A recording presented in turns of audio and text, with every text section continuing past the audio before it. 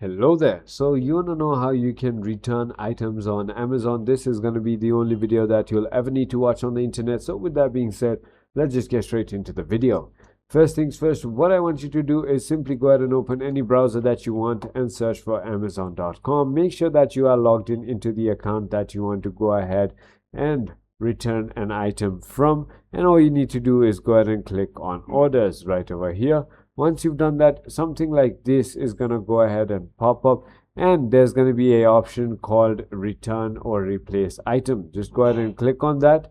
Then it's going to go ahead and ask you to give a drop-off location nearby. All you need to do is simply give them the drop-off location, and then they're going to provide you a QR that you can go ahead and sign and get to the nearest one. And you can simply go ahead and provide the products that you want to go ahead and give back and simply get your money back. I hope this video was helpful to you. If it was, hit that like button and I'll see you on the next one.